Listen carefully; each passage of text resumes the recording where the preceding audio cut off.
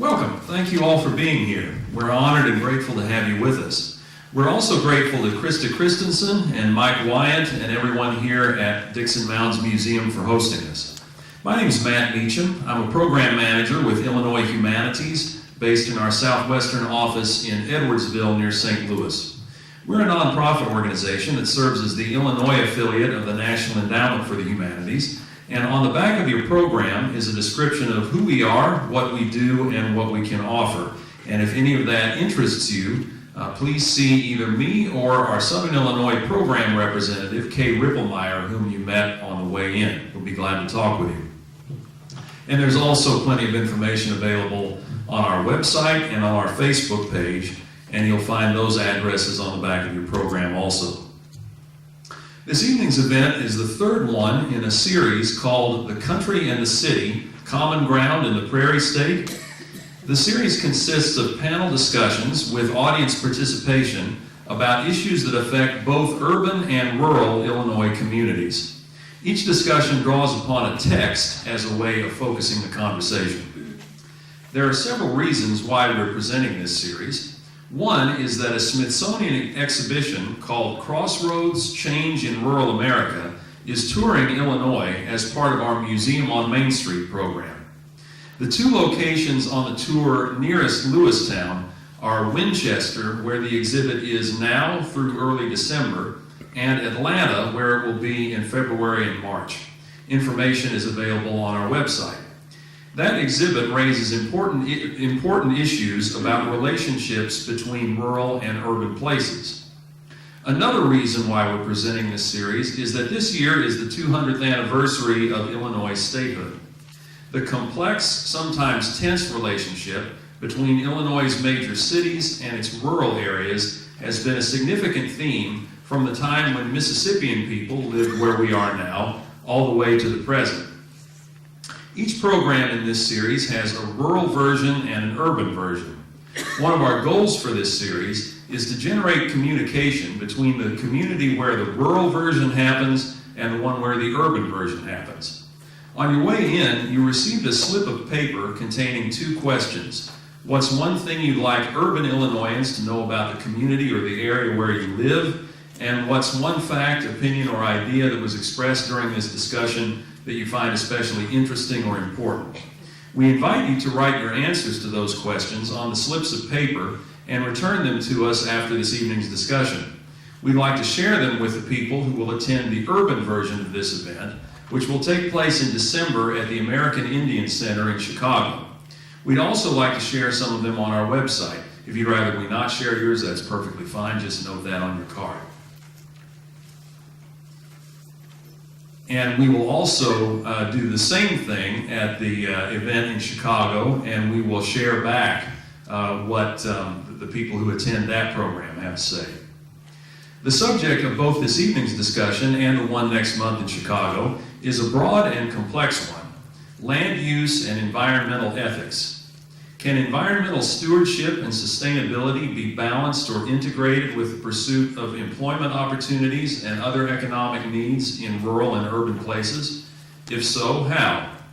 What principles should guide decision-making about such questions in urban and rural communities?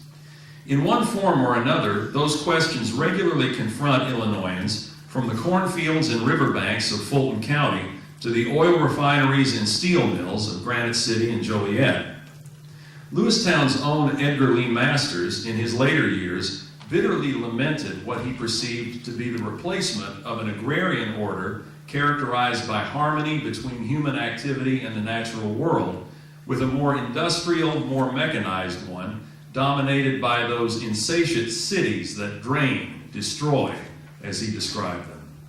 But as Masters' own poetry emphasizes, appearances can be deceiving and reality often defies expectations.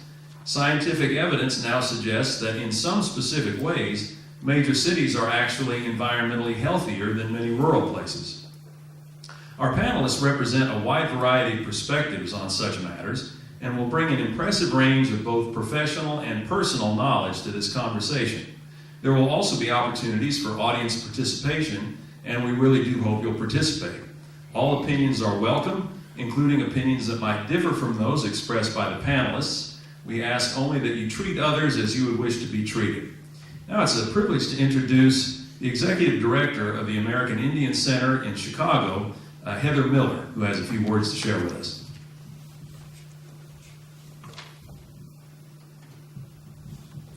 Thank you, everyone.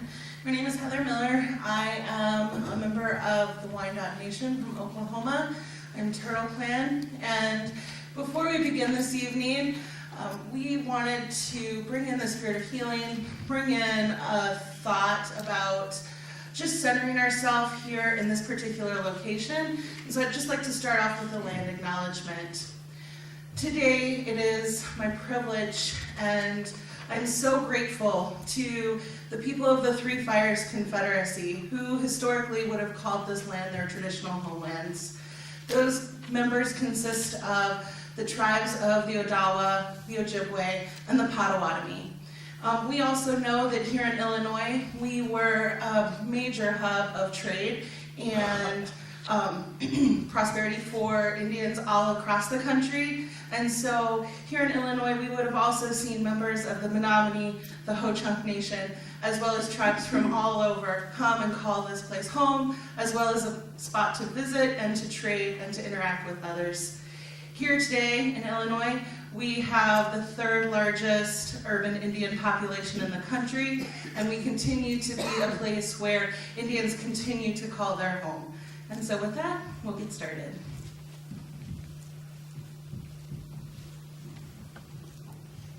Awesome. Okay. Ready? Sure. Okay. All right, I'm going to get us started. Hello, everyone. My name is Kelly Covey. I am from Chicago, technically I live there now. But I come to this, I grew up in Texas in a very small town.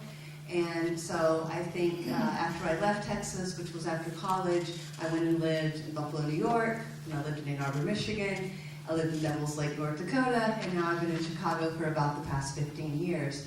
So this particular topic, just urban and rural people coming together, has always been something that was meaningful to me because I think I have and will forever be trying to balance where I grew up and in the city I live in. So I'm very excited about the opportunity to bring people together from cities and also from towns to have discussions about issues that are really important to people. So that's a little bit about me. I'm going to moderate this discussion with this wonderful group of people. And I just want to restate before we kind of get started that somebody when I was coming in asked me a little bit about, are we going to be having a debate here tonight? And so I just want to kind of clarify what I'm hoping that we will try to do, which is, I think in particular now we all hear a lot about how divided and polarized we are as a country. And what I'm hoping is that this gives us an opportunity to see that in actuality we can all still come together and have conversations even if we disagree. So what I'm hoping is that we can, one, understand better some of our differences and how the perspectives that we have on this particular issue, but also see if there's some common ground here that we might all share.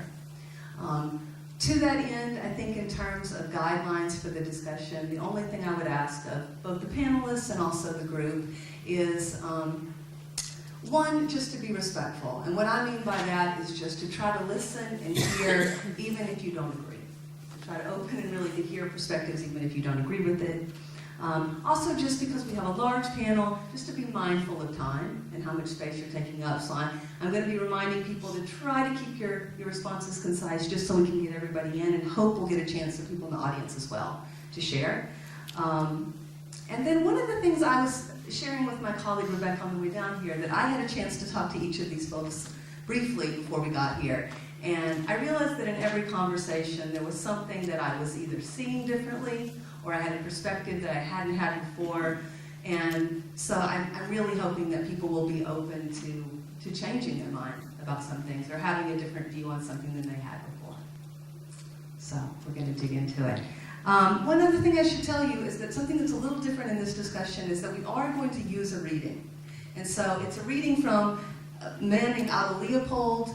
It's part from a book called the Sand County Almanac, and he was a rural guy from Wisconsin, a conservationist, and it's sort of a classic in conservation. And the purpose of the reading is not really to say, oh, this is what we should all believe. It's really to give us all something to focus on and look at together, and to argue with if we want to, right? But it's just to deepen the discussion and raise some questions.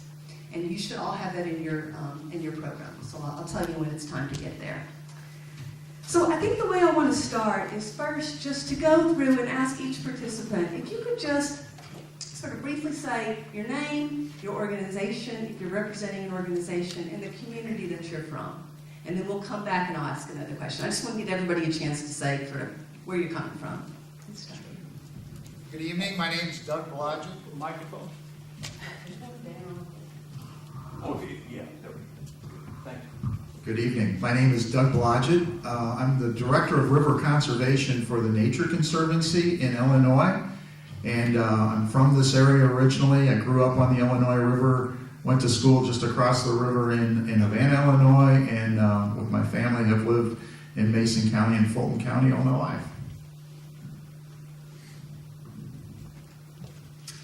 Good evening. My name is Ross Black. I am the Director of Community Development for the City of Peoria, Illinois. Hello again. I am the Executive Director of the American Indian Center in Chicago, Heather Miller. Thanks. Hi, I'm Cindy Arnett.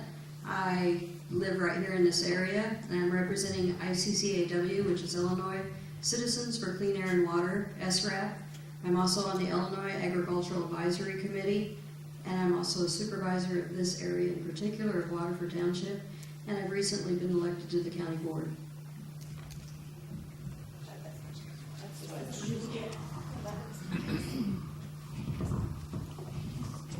Hi, my name is Karen Hudson.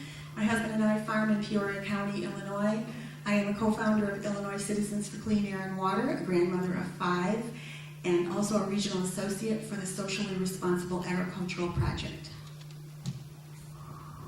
Hi, I'm Cindy Shepard. I'm the Central Illinois Director of a nonprofit group called Faith in Place. We work with communities of diverse religious traditions to help them become leaders in earth care. Hi, I'm Mike Riley. I'm from Mount Vernon, Illinois. Lived there all my life. I spent 4 years in the service, and people would ask me where I'm from, and I said Illinois, and they said Chicago. I said no. St. Louis? No. Oh, okay. And that was the end of it. I'm a director for risk management for S&L Industries. We're a coal mining organization in southern Illinois. I've been involved in coal mining or some aspects of it ever since I got out of the service and got married to my lovely bride of 45 years. My immediate supervisor was slated to be here, so I'm filling in for him. He had a death in the family earlier in the week and asked me to cover for him, so it was an honor to be asked here. I thank Matt and I thank him for allowing me to come. Great, thank you so much. So I just want to start by, I think, going back with each panelist and asking a question. So I was referring to growing up in a small town in Texas, and the other part of that was that my father had a family farm that had been handed down over generations outside of town. And when he passed away in 2009, there was quite a battle over the selling of the land. And so, of course, there was a lot of debate in our family and also with other people outside of it. And it shaped a lot, I know, my own perspective on land and the environment. So I think that's the question I really wanted to ask each of you, which is, when you think about asking you just to share with us an experience that you've had that you feel like has been really important, and maybe there's a couple, but keeping it, within reason, a couple that's really shaped your own perspective on this particular issue. So some experience that has really shaped your own perspective on this issue. And Mike, can I start with you at that end? Sure. Wonderful, thank you. As I mentioned, I was raised up in Mount Vernon, Illinois. It's a rural community, and my mother and my father both worked very hard. They came from a farming background, both of them did, and so we did a lot with the land as far as hunting, as far as fishing, and then they also did the farming part of it. So I grew up like that. I always enjoyed Chicago, going to the larger city. But when we did, it seemed like there was always a controversy. We were in the larger city. I shared with someone that we had 2 relatives that lived up there, and one of them was still considered the farmer living in Oaklawn, and the other one lived on Lakeshore Drive. And of course, they always took us to the Chinese place to eat, which was at that time didn't have one on every corner in the United States. And so I really had the best of both worlds, I think, growing up in a rural area as well as in the seeing the urban also. Thank you. Come down to the table.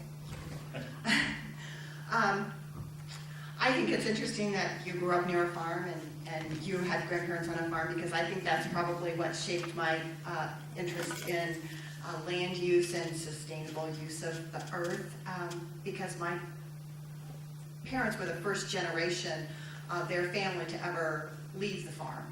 And so until that time, till my parents went away to college, my dad on the GI Bill, and sort of entered the urban middle class in small town Kansas, they had all lived on sort of hardscrabble, I would call them sustainable farms, but I think they would call them hand-to-mouth access farms with chickens and eggs and a few cattle and whatever crop they thought might make a little bit of money that year, but a small family operation. And so I think the experience that shaped my entire life was walking with my grandmother out in the cow pasture, because she was a woman of deep faith, and she would quote the Bible to me at the same time that we were walking through the pasture, and she would say, "Oh, Cindy, consider the lilies of the field and don't step in the cow pie." And I think if I had been able to follow that advice more closely, my life would have been easier. I think one of the things that affected my life is the fact that I grew up in Chicago. I was raised in the western suburbs and met my husband, who was a farmer in Peoria County, and I was visiting the farm during our engagement, and at that time they were processing chickens for the family. So they used to raise about 400 chickens, and the morning would come at 5 o'clock, and they would gather up the chickens, and they would go to the lady that did the processing of these, and they would come back at about 9 or 10 in the morning in iced buckets, and the rest of the day would be spent cutting up chickens. And I'm a Chicago girl. I thought chickens came from the back of the grocery store. So I had a sore hand that day, but I also found out, number one, that dinner is at noon in central Illinois, where dinner is at 6 o'clock in Chicago. And number two, I realized that when we sat down to dinner and ate that very chicken that was in the barnyard that morning, it didn't taste right to me. My taste buds grew up on chicken from factory farms, and that was a big eye-opener for me. And I think that was the first step of me realizing that it really is a different world, and somehow the same from Chicago to West Central Illinois. As I said, I grew up right here in Lewiston. We had a 7-acre farm, and it was right in town. We're right next to the fairgrounds. Our meals, though, pretty well came off that farm. And for us, as we would sit around the table, you kind of have the conversation of well, on this table did not come from here. And it usually ended up just being the spices. We had every gamut of animal you could ever think of. And it was not hordes of them. It was like 2 or 3. We had a huge garden. We had our orchard of apples and peaches and cherries. But that pretty well shaped me as far as, my mom and dad did not want any chemicals on the land, and I stand firm with where they were too. I think it is the best. I now speak throughout Illinois regarding the need to reform the laws that we have here in Illinois and things that will favor the small sustainable farmer. I also teach people how to eat sustainably. I encourage groups to grow their food for themselves. And a lot of them, as you talk to them, they just had no idea that they could just do it themselves, because we bought into the mass media so much that the bigger producer can do it for you so much easier. And it's not right. It's not true. I can open up a jar of peach jam off my shelves in February and it still tastes just like it does when it comes off that tree. You cannot do that out of the store. Anyway, I also encourage groups to seek out that small farmer, how to establish that relationship with the small guy, how to really make that friendship that we used to have years ago, and it's gotten lost in the shuffle, and the small guy, the small sustainable farmer, is actually the one hurt by what's happening. Thank you. I guess we go down there.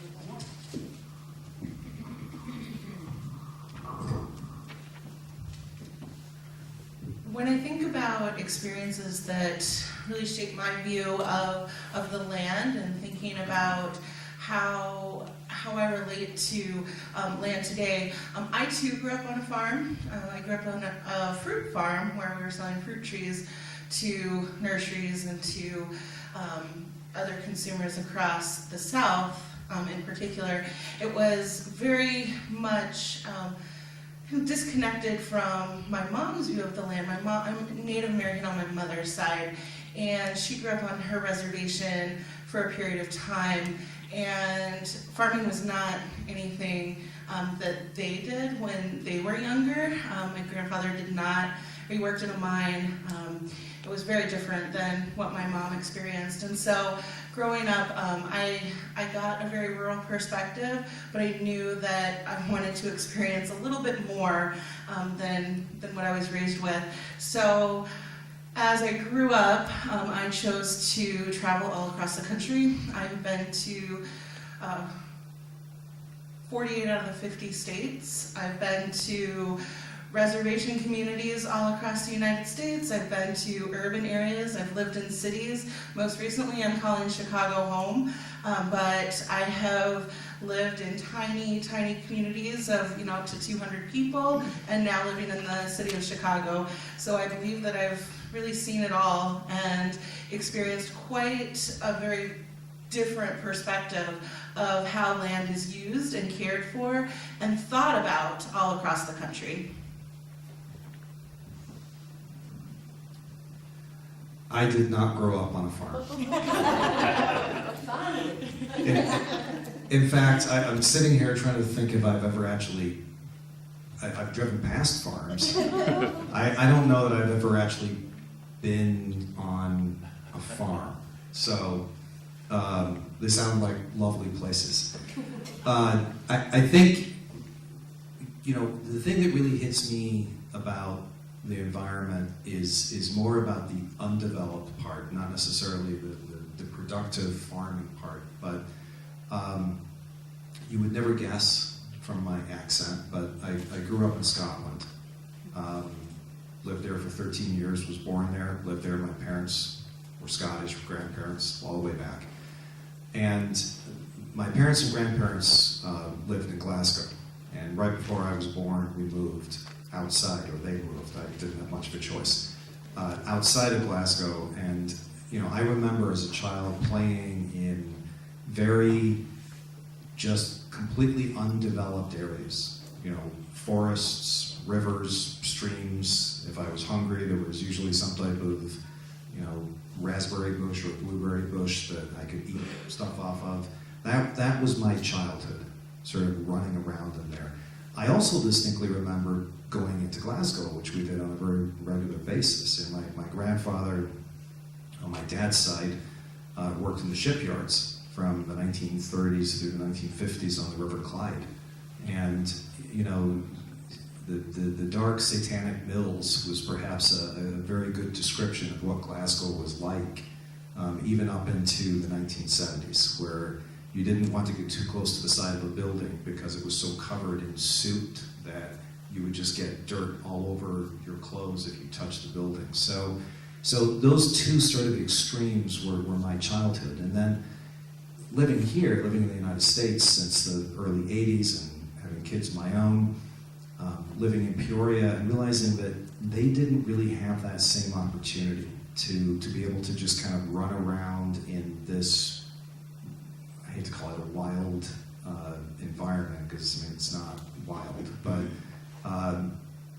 and that struck me as something that they were missing that I really enjoyed as a kid. And then in a professional sense, in terms of community development within cities, what we've found in the last few years is that we can actually get a lot of community development, a lot of job development out of good environmental practices. So that's now become more of the professional part of what I do, as well as that sort of personal growing up story. My interest in the environment, and I think my land ethic, developed because of where I grew up and because of some of my relatives and because of the history of this area. And my relatives had been around this area for a couple hundred years and had been able to survive farming across the river in Fulton County where the soil isn't that great. And they subsidize their income by sustainably harvesting wildlife, and in addition, some market hunting and those types of things. And so as I was growing up in the 50s and 60s, before the Clean Water Act, the environment was going downhill. And it was of much concern to me that we had lost what the Illinois River had once been. And I felt very fortunate that people had been studying the Illinois River since the late 1800s, and really the father of ecology, Stephen A. Forbes, did some of his early work here on the Illinois River, and I was fortunate that I had a high school biology teacher that loved this area and knew a lot about the history of the area, and he enlightened us and got us to reading about some of the things that had been studied in the Illinois River and the productivity of the Illinois River and the declines in the Illinois River, and it really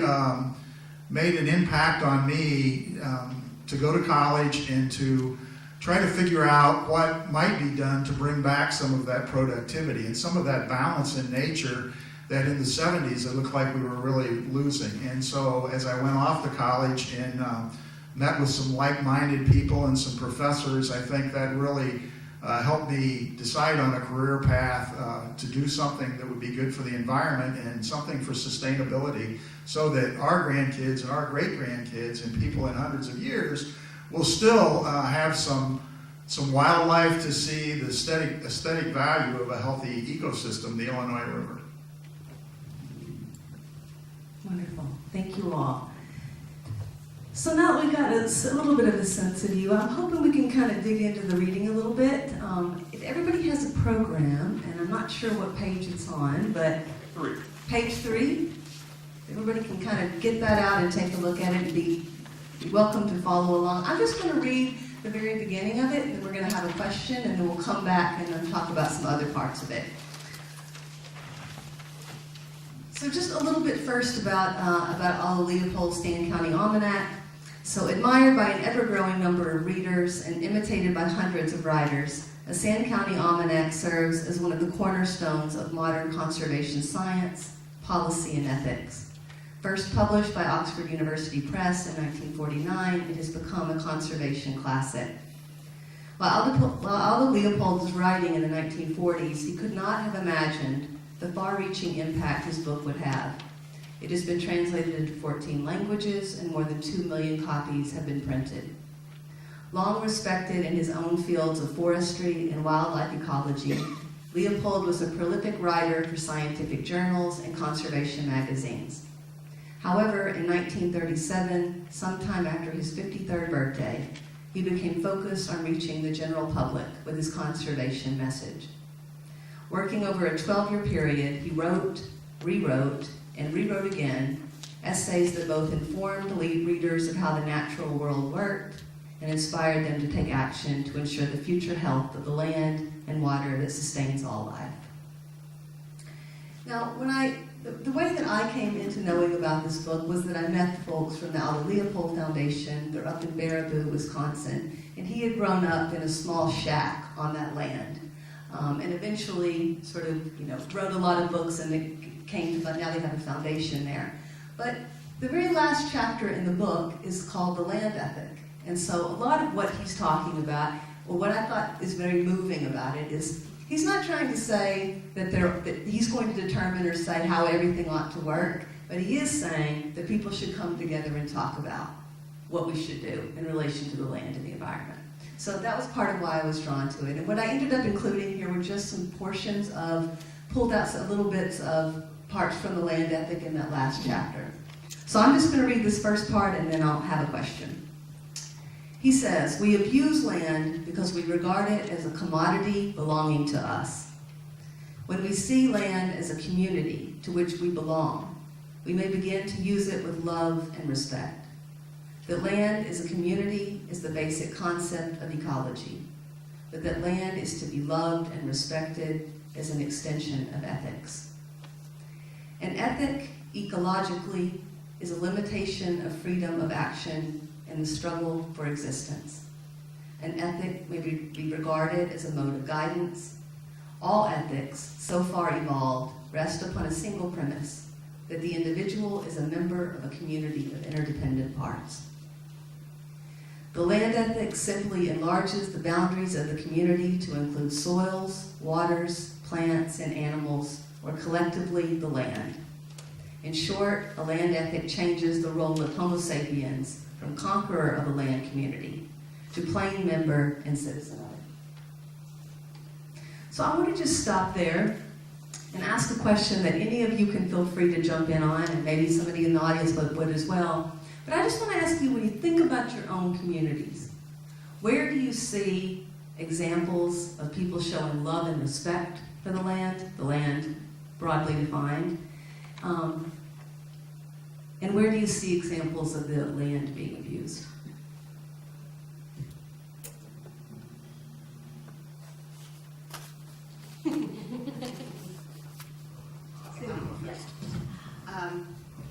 I live in Champaign-Urbana now, which is micro-urban, we call it micro-urban.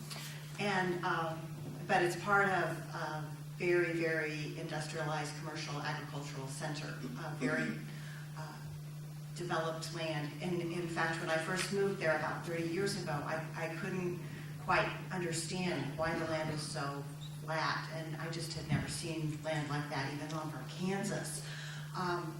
And it wasn't for several years when I began to understand how it had all looked completely different and been covered by prairie, and all the prairie was gone.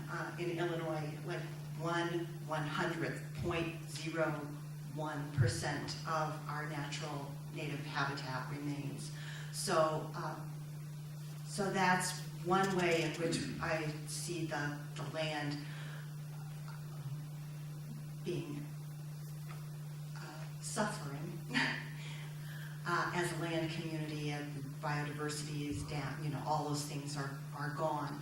But I do see a lot of people making efforts to reclaim, either by replanting and reestablishing native habitat, and that's in very small pieces, but there's groups called like the Grand Prairie Friends or the Land Conservancy that are taking attempted to make a bridge, a land bridge around the Sangamon River for wildlife to have a place to have a natural habitat again. And those people definitely do what they do out of love and care for this, out of this land ethic, this sense of belonging to and wanting to foster a larger community. I'll stop there. I will try to answer this question. First of all, I think as far as taking care of the land, being from a more rural area, if you will, I think back to one year whenever we were out hunting, and a covey of quail got up, and I shot one. And we looked for it and couldn't find it. And I said, well, let's go on. And my brother-in-law said, no, we never leave anything behind. So we continued to look for it, and finally we did find it. And he said, let that be a lesson to you. He said, it's fine to go out and hunt, but he said, you don't just leave it, you always find it. And he said, we got to take care of not only the animals, but we also have to take care of the land itself. So then later on in life, I got into coal mining, as I mentioned. And back when I first got into coal mining in the 70s, it was we saw this thing in the earth that provided income for Southern Illinois other than just farming. And it was a good paying income. But the problem was, and I'm not blaming this on all the coal barons or the oil barons, both, if you will, sometimes being called one myself, but they were looking at profit and nothing else, basically. And so they didn't care about taking care of the land. They didn't care about the big, what we could refer to as gob piles that's setting around every place that still had sulfur in them that the rainwater would take into the streams and the rivers and stuff. And so finally we started, people in that area that was in the industry started going to different colleges and getting different education, kind of like I was talking to Kelly earlier, and trying to say, what can we do with this? What can we do to make it cleaner? And previous to this company, I worked for a company called Clean Coal Solutions, and basically what they did was put chemicals on the coal to remove the sulfuric acid as well as the nitrous oxide when it went into the power generating station, so it could still produce good electricity for all of us, but at the same time not put the pollutants out in the air like it had in the past. So I think looking at those two sides of things, I can look at the hunting and the farming side, and I can also look at the economic side of it, because God gave us this coal to utilize. He made the entire earth, so we need to utilize it, but at the same time we need to protect it. We need to take care of it, so our future generations will have the same comforts and even better comforts than what we have. Thank you, Mike. Well, I work on a livestock issue in Illinois, and I'm also a meat eater. But what I am working on and have been working on for almost 2 decades now is the impacts of concentrated animal feeding operations on public health, on the economy, on the social fabric of rural communities in Illinois and beyond. And we worked with the Chicago Tribune for several years, and they were preparing to do a investigative series on just what happens to our ecology in the state of Illinois. And just a couple facts here. They found that 60% of these operations in 2011 alone had at least one spill or violation. And they also found that over a 10-year period, this industry caused more fish kills than any other industry by double in the state of Illinois. And I see this on a daily basis as far as folks who get in contact with me. We're very frustrated that our land is not being protected, our water is not being protected. For public hearings where these facilities go in across the state of Illinois, folks are attending these. And University of Illinois did research on the people's opinions who attended these hearings. And they're very concerned about their public health, but mostly with their water and their air and what's going into the soils. And when these folks attended meetings, they found that 89% of the people that attended these questioned the legitimacy of this type of business model in the state of Illinois. They also found that about 70% of these folks from the community that attended these meetings were opposed to this business model in their community. Interestingly, about 5% of the folks that attended came from out of the rural community that were promoting these. So there is a real concern about our air and water and soil in the state. It's an ongoing concern, and the only way we will solve that is by sitting down with industry and talking about this issue. So we're keeping that conversation open, but we're also presenting the sound science and everything that we find that's peer-reviewed and everything that we can back up. Thank you.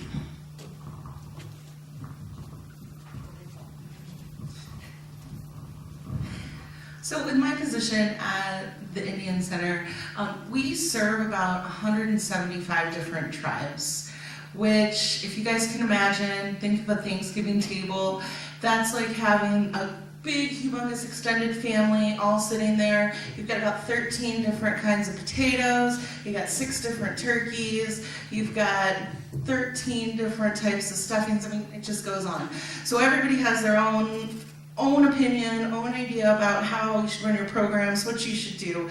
But the one thing that really connects us all together and that we can actually agree upon is our relationships and our engagement, specifically with the land, specifically with the air, the water, plants, and animals. One of the things that is most important for us as Native people is that we recognize that all of life, all of the land is really interdependent upon ourselves and our relationship with those various entities. So we know that in order for the animals to be successful and to thrive, just like Mike shared the story of his hunting experience, that really resonates with me too, because we have that same idea. We know that those animals were given to us as a way to feed ourselves, to take care of the earth, and so we have a responsibility not only to go out and hunt those animals, but to also provide a place that they can also thrive and live in. And so that means that we also have to look at the way that we're taking care of what we're putting on the earth, what we're putting in the soil, or how much we're taking out. And so all of us, all around that wonderful Thanksgiving table, we all can agree on how we take care of and respect our brothers and sisters of the animal and plant, air, and sky and water as well.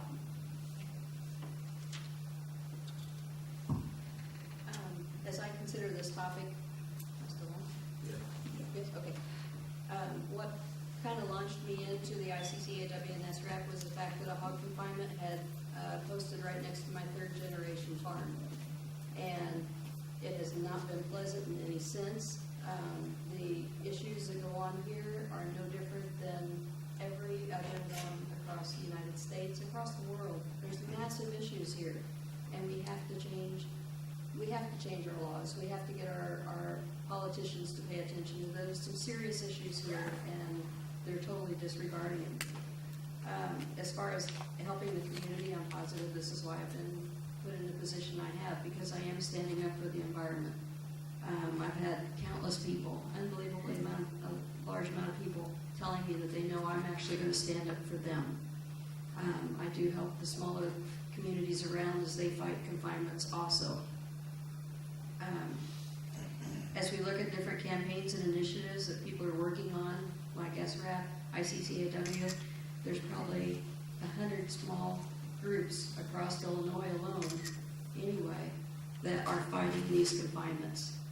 And I'm not sure where else to go with this, really. Well, can I just say,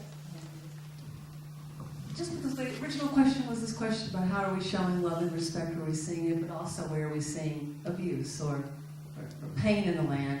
And I guess, just Cindy, just to you, I was very struck by listening to you tell just about what's happened on your own farm, and I'm wondering if you would be willing just to share a little bit about the impact on your own farm. From the confinement? Yes. Before the confinement, I was allowed to let family members go out and hunt and fish, and that is no longer a possibility. We also are not able to go out and appreciate our own piece of property as we did for years and years, decades. This is one area that my dad passed away in 2015, and this would make him so sick to see the property that he worked so hard on to make it perfect for he and Mom is no longer, and there's just nothing we can do about it. I'm not really sure where else you would like me to go with it. I was just recalling you talking about your pond, and that was like, stayed with me. The confinement, I've got probably 300, 400, 500 pictures showing where the sludge from the confinement happened to go to the pond.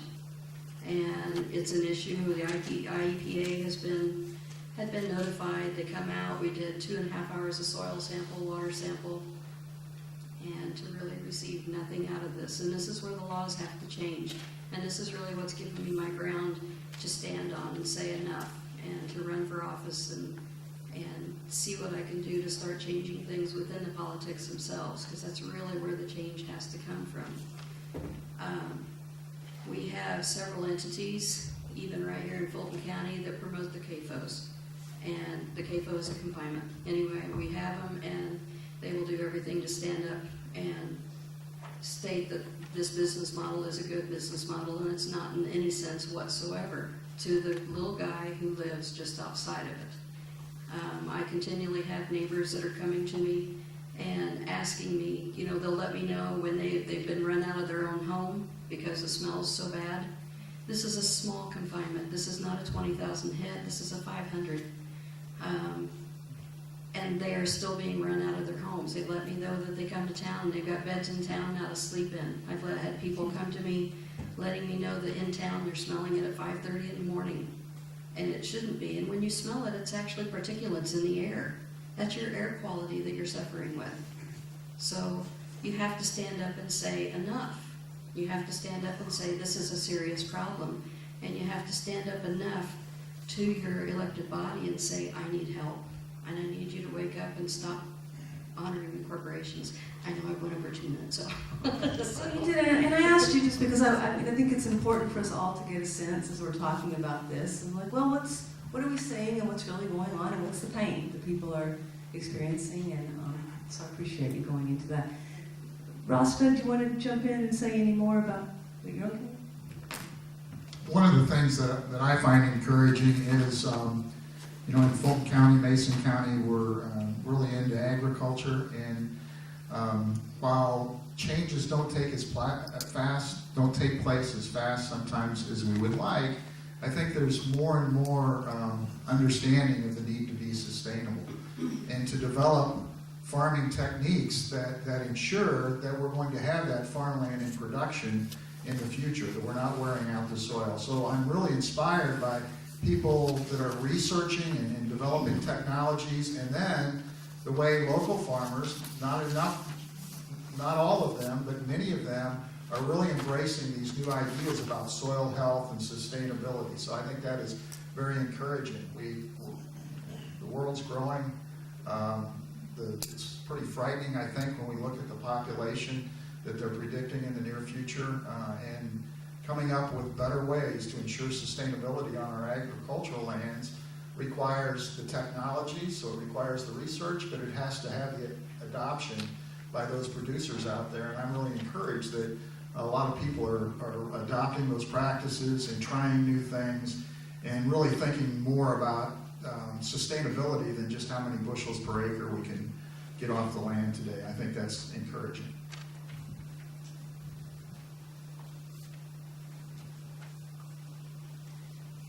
I wasn't going to say anything, but I had trouble with that. So just listening to this, I mean, it's fascinating, I guess, to me that it almost seems, in listening to hog confinement and other issues that are very much a rural issue that I don't deal with, and in my professional career I've never dealt with, and in where I live, I mean, Peoria is the smallest city I've ever lived in.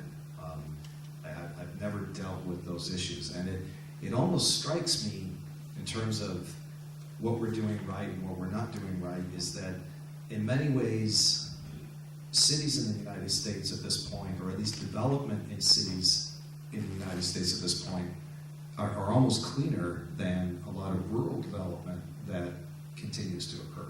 I mean, it would be virtually impossible with local regulations in any urban area to have something that would have that type of negative impact on the surrounding properties. I mean, you can't have a light that flashes too much in Peoria, so because that's considered a nuisance. So I think 500 hogs would really be a nuisance. So it's just sitting here listening to that in terms of where we've been and where we're going, because certainly cities, and one of the things we talked about on the phone, and I apologize for any of you who grew up or like the Illinois River, but when it rains a lot, Peoria dumps what would sometimes be called raw sewage into the Illinois River, because back in the 1920s, when a lot of the stormwater pipes and sewer pipes were designed, throwing stuff in the river was kind of a normal thing to do, and so it didn't strike anyone as this was the wrong thing to do. So we're working to fix that right now, but right now when we have a large storm event, there's raw sewage, highly diluted, but nonetheless, that is ejected into the Illinois River and floats down to Pekin and points south. So, but we would never be able to build that system today. And that's a big change in terms of urban development that's occurred really just probably over the last 30, 40 years. Kelly, are you open for questions? Yeah, please. This could be directed at Mike and Cindy. Could they get together and maybe consider hog confinements in the city of Peoria? There seems to be a certain amount of land available in the city. What would be the deterrence to keep hog confinement units out of the cities versus them being out in the country?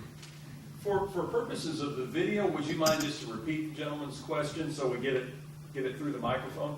Sure. The question, and I'll try and summarize it, is what would prohibit or prevent a hog confinement or similar type facility within the city of Peoria?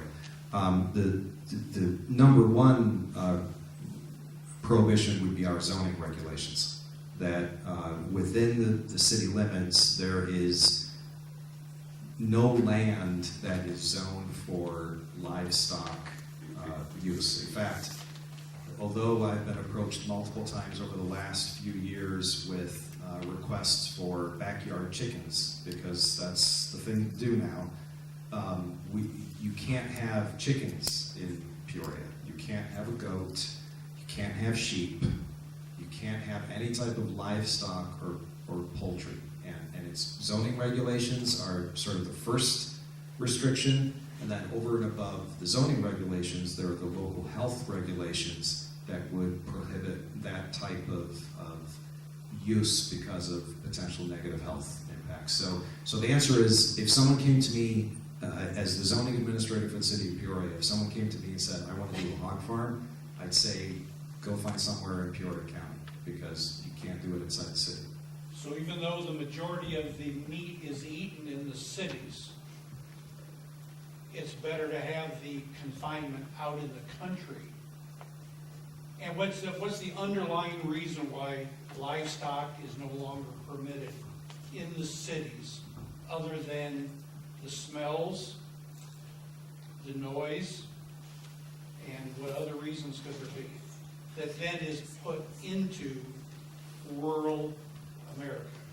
So the question is, why, if the majority of processed livestock is consumed in cities, why is it not grown is the wrong word? Raised. Thank you. As I said, I've not been on a farm.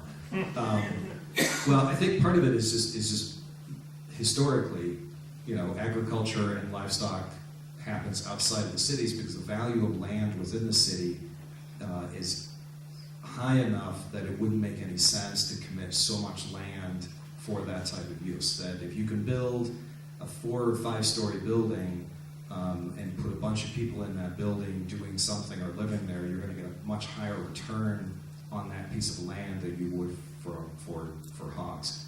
I don't, or chickens.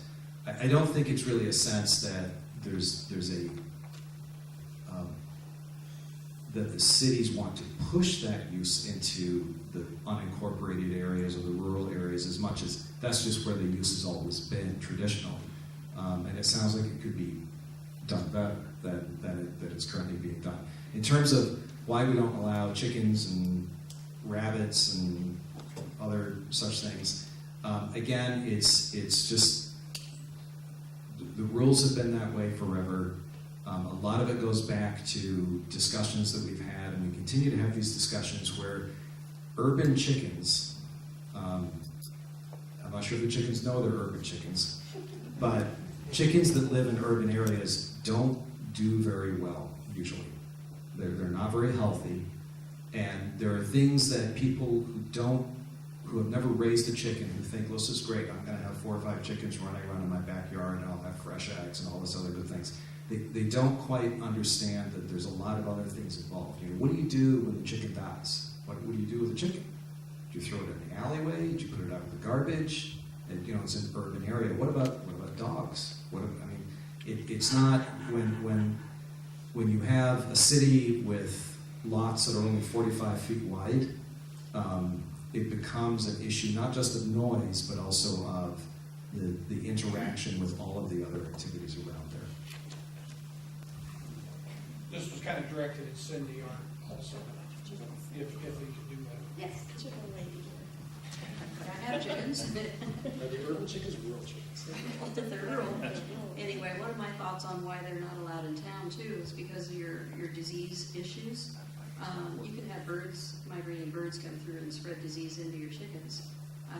And I would think that would be a huge issue, like within a city environment, if you've got somebody who really doesn't have any understanding of chickens and how to watch for illnesses and how to watch for, all the different things that happens within them. And then all of a sudden you've got,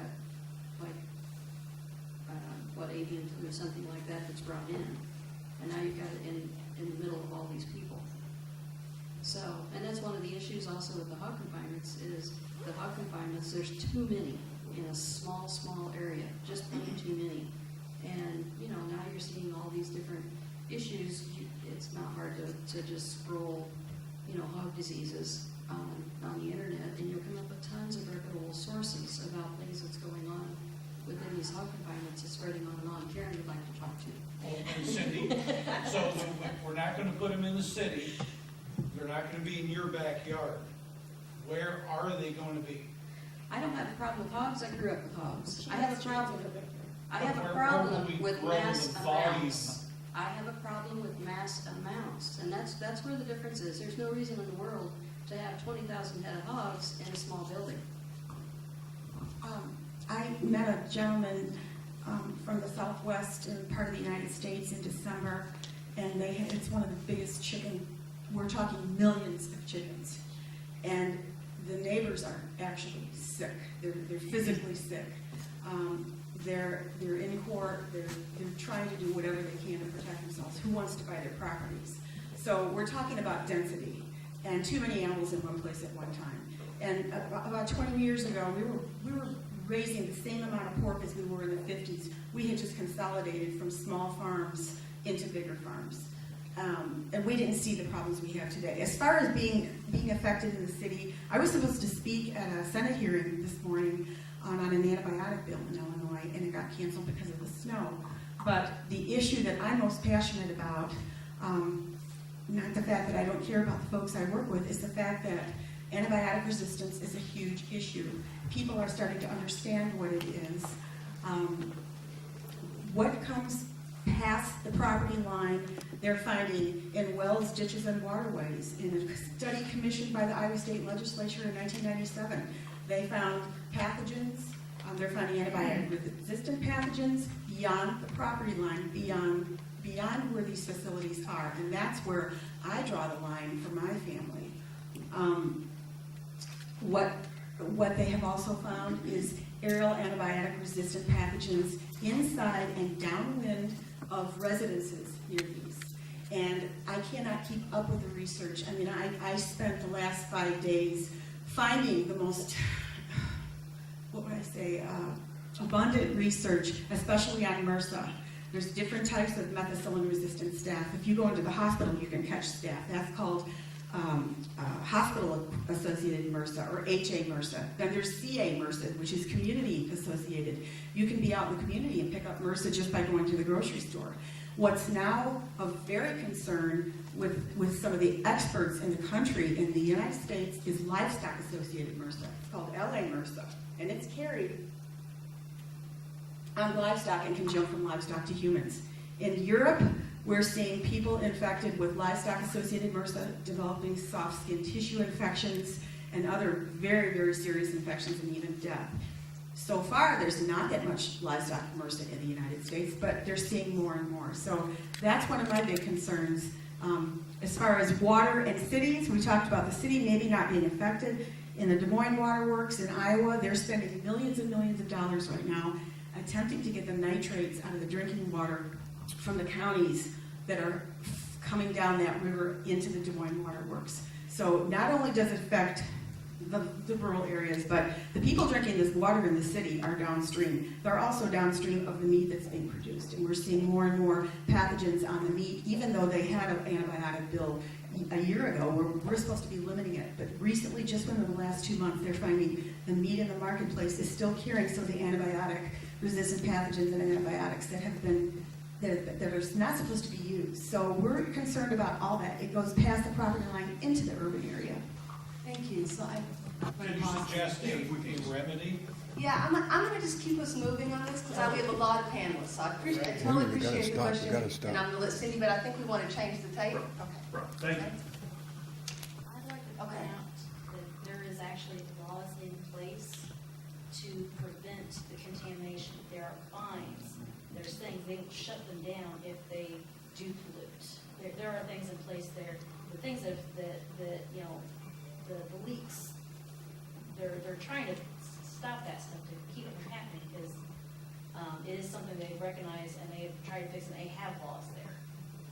So it's Karen and I have been down to Springfield, and I've been to Washington with you.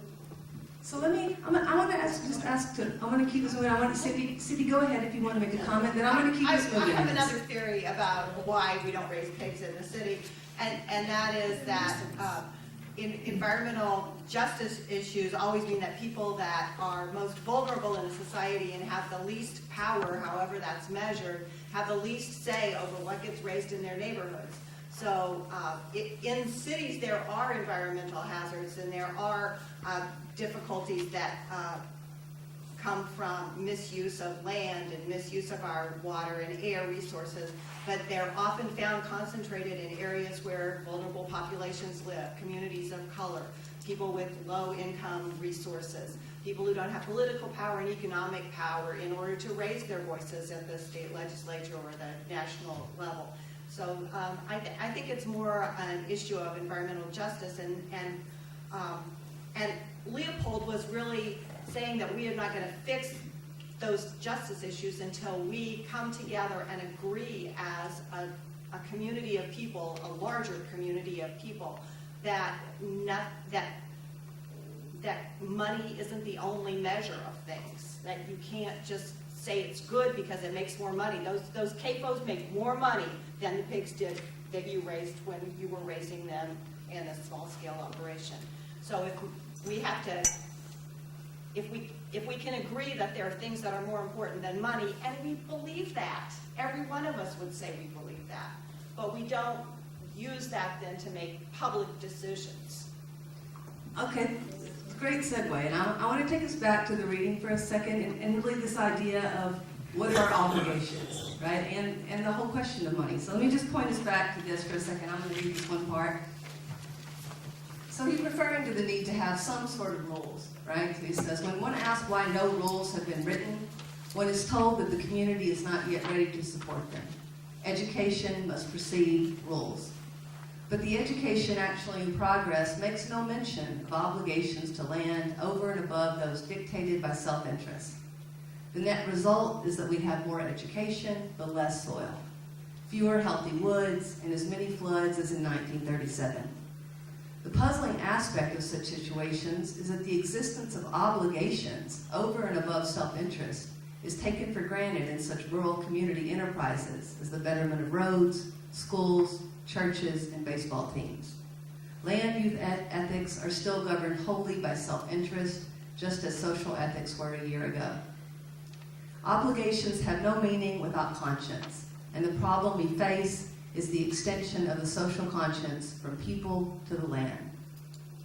To sum up, a system of conservation based solely on economic self-interest is hopelessly lopsided.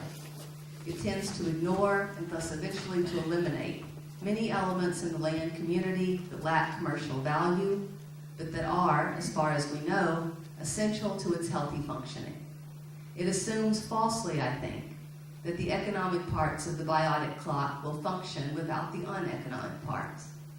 It tends to relegate to government many functions eventually too large, too complex, or too widely dispersed to be performed by government. An ethical obligation on the part of the private owner is the only visible remedy for these situations. So the question I want to pose, and I think, Doug, I'd like to start with you, if I can, and, is that when you think about in your own life, and in particular the work that you're doing, how do you think about your obligations to the land? What does that actually look like in practice? And what makes that difficult? What are some of the tensions or challenges that you face? And so again, how do you see your own obligations in the work you're doing, or in your life both, and what makes that difficult or challenging? So I think one of the general things that were overlooked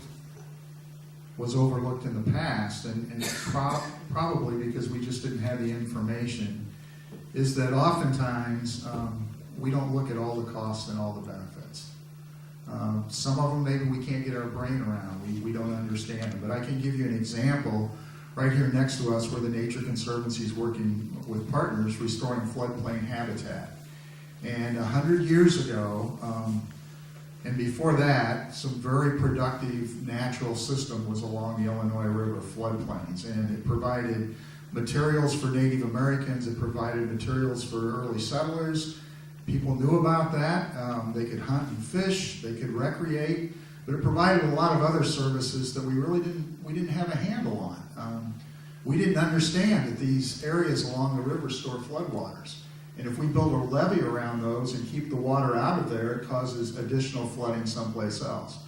We didn't so well understand, everyone didn't understand 100 years ago how floodplain wetlands function as kidneys and actually improve water quality and improve groundwater recharge and sequester carbon to reduce global climate change and cycle nutrients and provide wildlife habitat and so on. So we knew about some of those things, but we didn't know about all of them. And so we made decisions with the limited data that we had, or what our understanding was, and we changed that floodplain dramatically.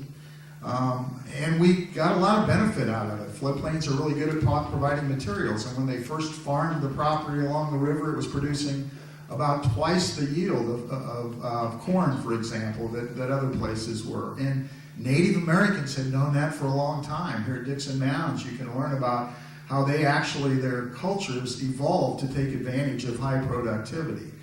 Today, I think it's important that as we make these decisions for CAFOs and things like that we look at all of the costs and all of the benefits. And if we don't work hard to find out what those costs are, not just the cost to the landowner, but the cost to the neighbors, the cost to the region, the cost to the world, we're going to fall short. And sustainability, it's inherent in trying to be sustainable that we get a better handle on all of the costs and all of the benefits when we're making our decisions out there. And how do you do that?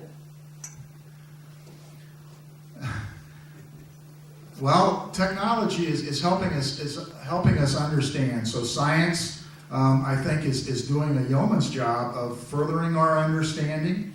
Unfortunately, the scientists aren't always the best to convey that information, and so communicating that to decision makers can be very difficult. We at the Nature Conservancy employ government relations staff to try to provide information to decision makers in our legislature and our county boards in the United States, and beyond that, even thinking as more globally how we do some of these things and make decisions. And so I think that's a challenge, not just to get the information, but then to convey that to the decision makers. And I guess I'd stop there. I really struggled with these sections of the reading, and part of it is, and I think you covered it perfectly. This phrase that education must precede rules. I believe that is really the key, because rules will only go so far, particularly if you're dealing in a situation where someone may just decide that they're going to ignore the rules or they're going to violate the rules, whereas education can have a much greater impact, and particularly when it comes to the question of land use, because in the very first reading, the section, we regarded land as a commodity belonging to us, and effectively he's saying he disagrees with that. Well, but that flies in the face of a very core American right to property, that it is my property, and I've got broad latitude of what I can do with that property. And so I think the way to really make a difference is to push this issue of education to make it different, because an education can certainly be of an environmental approach. This is why we should do something.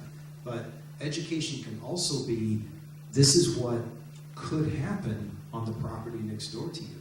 I mean, this always either surprises people or they've never really thought about it, but I talk to people every day who have built a new house in a brand new subdivision that used to be a cornfield. And, maybe there's only a dozen houses in the subdivision, and there's other vacant lots that haven't been developed yet.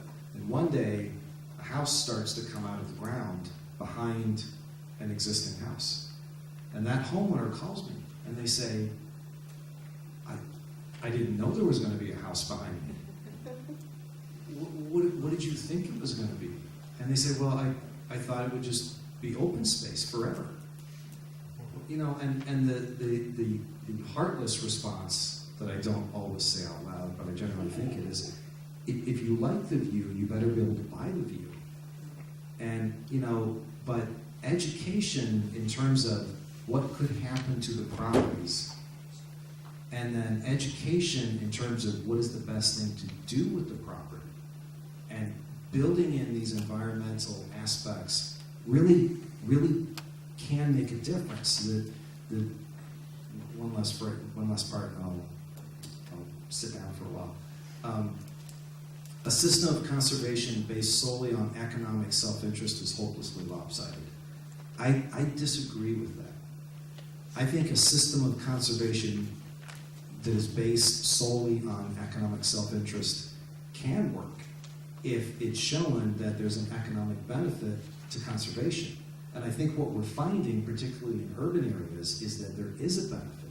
That all of a sudden, things that seemed quite natural 3-4 generations ago, like having street trees, or having parks, or having bioswales for stormwater instead of just putting everything in pipes, or having natural filtering of water. These are things that increase the value of property. And all of a sudden, it now seems that in urban development, this is something that people are beginning to, developers, buyers, local governments are beginning to realize, oh yeah, I guess there is some economic benefit to doing something that's also environmentally friendly. So I think it can live together. I don't think it's a binary choice.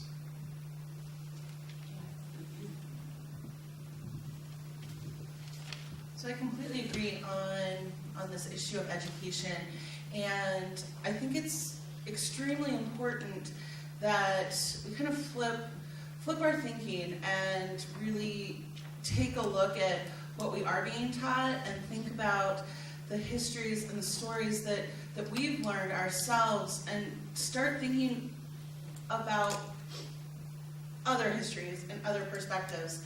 So what I mean by this is that, I mentioned all of us at the Indian Center, we can connect over land, and we can connect over the agreement that we've got this certain special relationship with our places, where our tribes are from, where we call home. So when we think about the education that all of us received in schools, we're not receiving the correct education in terms of Native Americans relationship with this land and with what that looked like. So we're the first people of this land. We've been here since time immemorial, and no matter what the government has tried to do to kick us off of this land, we're still here. We had an understanding of the uses of particular spots and particular places. So one of the things that oftentimes is very much overlooked is the fact that we had these cities in place since we started organizing and since we started being our own tribe. So Chicago itself has always been a city. We as Native people had that, and we knew that that particular location was great for bringing everybody together, for connecting tribes all across the country. Chicago itself connects to both coasts, connects up to Canada, and even connects up to Mexico, or down to Mexico through our river systems. And so that just became a natural place for a city because we could trade with one another all across the country. There's evidence. You can see it in our jewelry, you can see it in our art, you can see it in our clothing designs, that we'd get shells from the East Coast and from the West Coast, from Canada, from Mexico. We'd incorporate all of that into our designs and into what we were doing as Native people. So we know that this was always a city. We know that's what that particular land was good for. We knew that outside of that city, those were places where we could do things like grow our foods, where we could hunt our animals, where we could use them for different spaces. And so if we go back and we start thinking about what this country actually looked like and how Native Americans specifically used that land and how they were connected to it, I think that that begins to form a basis of education to help us solve some of these problems in terms of dealing with the issues that we're facing when it does come to rural and urban communities, because we've always had that knowledge. We've always had this idea of how we integrate with these particular places and for what these places can and should be used for, because we've been doing it since time immemorial. So when we start this conversation and when we start thinking about this, I think it's extremely important to bring in the perspective of the tribes that called this area home. When you look at any of our languages, when you look at our belief systems, they're all place-based. They're all related to where we called our home. And so our words specifically come out of the land bases, the plants, the animals that were there. And that's what formed our system of beliefs and how we interpreted our way of being with that land. So I would say it's actually time to go back and start looking at some of the more historical ways that Native Americans use this land to help inform our ideas of conservation and what that looks like moving forward. Well, I just wanted to follow up, and maybe Heather had to respond for a second, just to this point that Ross made, which I think is also at the root of a lot of conflict, which is this idea that it's an American right to have property and do what we want on that property. And I think part of the thing Leopold is sort of pushing on really is saying, well, even if you have private property, the landowner has to have some rules because we're interdependent, because we're a community. What you do on your land influences the rest of us. But I'm also thinking, when we're talking about that, there's an irony in that we're sitting in Dickson Mounds. We're on native land right now. Not that we're not all on native lands all over this country, but specifically sacred burial grounds that we're on. And so I'm just wondering, I guess I'm just wondering your thought on that idea of, the American right to property and how that... Right. So when we look at other tribes across the country, one of the things that we did manage to do throughout our history was to find ways to adapt and to find ways to incorporate new technology, new uses of things, and we found ways to make sure that they worked for us. So specifically in the Southwest with Pueblo communities, you would see once corn was brought into the America, or into their territory, it was more south, Mexico area, and then it came up here to the Pueblos. They started a really intricate system of farming corn. And there's evidence, and they still use their traditional ways of farming corn in these desert areas where they don't get a lot of water, but they created systems from that land that would allow them to produce corn all the time. It's really incredible to see how their farming systems developed, and I apologize, I don't know some of the intricacies about that, but I would definitely suggest looking more into the Pueblo production of corn. It's just a really interesting read for those who are looking for more information. But we started developing these different systems as the environment changed and as we started to interact with other groups and other people.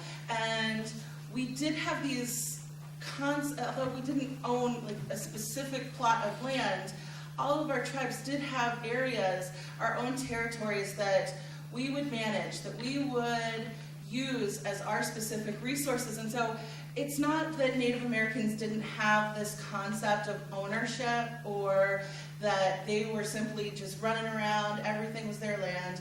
We had our specific areas, we had our specific territories, and we were kind of the caretakers of that. So there was still this underlying concept of caretaking and respect for the particular area and for your particular homelands.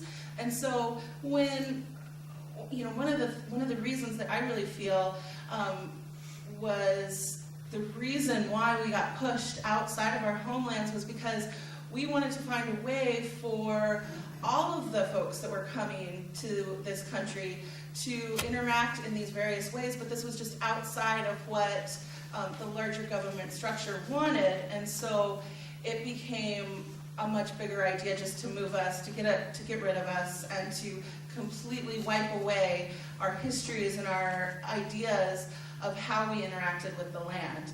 So ideally, if we could really rethink this relationship that we have with individual property ownership and see it as more of a collective ownership where we're all taking responsibility for what's happening around us.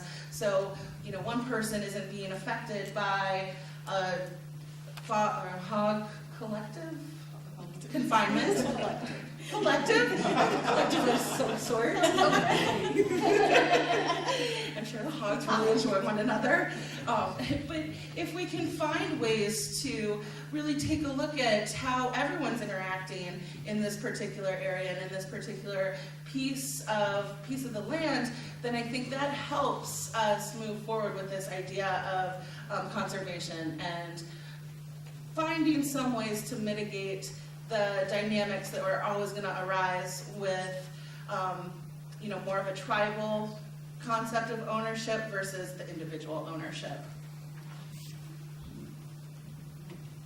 Just a reminder, the question is sort of what is the obligation, how are you trying to meet your obligation, and what's making that difficult? I mean, this question obviously of economics and self-interest, economic self-interest, how that shows up. Okay, as far as the obligations to the land, I feel like I agree that the education is absolutely necessary to teach people how to take care of the land, and I do believe this needs to start down in grade school. The difficulty is everybody has such a different thought on what their obligations truly are. Take the golf course that's been in the news here within the last couple of weeks in Wisconsin that's taking over an area that is, I just went blank. Anyway, the golf course up there, anyway, it's taking over an area that is really precious to Wisconsin as far as the Shores that we should do dunes. yes, it's protected dunes, and that's back to the education. And if there's, if the developer wants to look at the money aspects alone, then they're going to wipe that off. But if they can educate the developer enough to say this needs to be preserved and this is how it needs to be preserved, and then they can work together on making sure that they can all have what they want. But they have to talk, and all sides have to educate each other. Let's see, any consideration for a decision must be based beyond just the money. It must think about the animals, it must think about the people, it must think about the environment. When you start eliminating any of those, then the money just ends up being the focus. And that's really where a lot of the problem is. We need to teach our communities to take seriously. My favorite quote is, we're borrowing every bit of this world from our children and grandchildren. And as with borrowing anything, we need to leave it better than what we found it. And that's one thing that we're not doing at the moment, and that's where we're failing our obligations. That's really all about. We're talking about education. I agree with that wholly. I have a concern. I'm an educator myself, K through 12. And my concern is that I'm seeing preschool through college-age children being educated on agricultural issues with a one-sided slant towards industry. And that goes all the way from preschool with pre-prepared lesson plans for students all the way through college. And my concern is, where is the vetting of this information? Does it start with our school boards? Where does it start? We need an equal balance of education on issues as well. And that's very, very important because we once, in Chicago at the Museum of Science and Industry, they did a huge exhibit on ag, and it showed swine on straw, not in a crate, not with her piglets being able to run around her. We protested that because then we saw who put that up. We saw what industries sponsored that exhibit. Let's tell the truth. We just want the truth. That's all we're asking for is a balance in education for our children as well through college.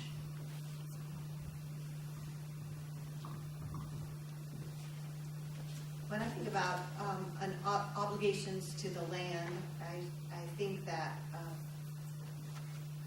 I think of all the diverse religious traditions with whom I work, and in every major and minor religious tradition, there's the idea that we share and take care of the land on behalf of a greater good.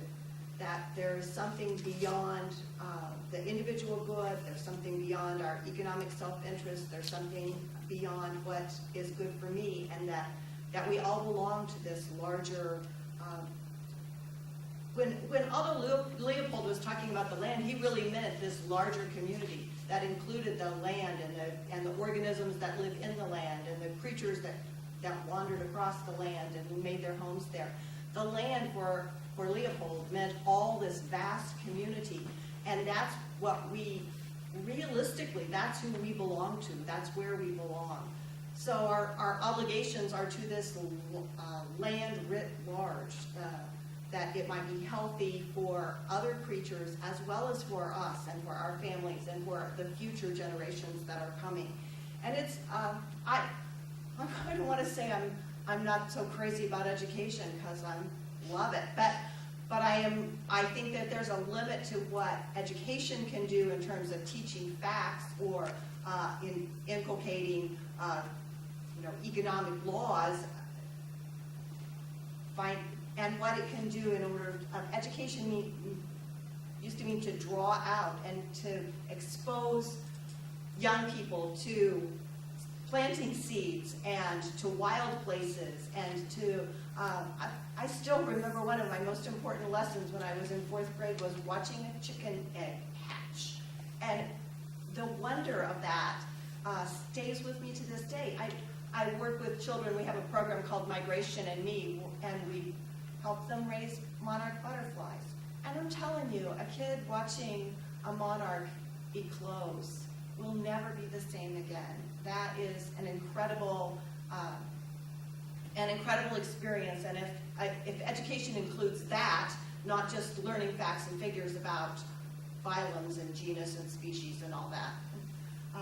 And Leopold really, he was a scientist at the beginning, and he became an ethicist and someone concerned about art and beauty, the beauty of the land, later on, because science alone is not going to do it. It's going to take our hearts as well as our heads to change.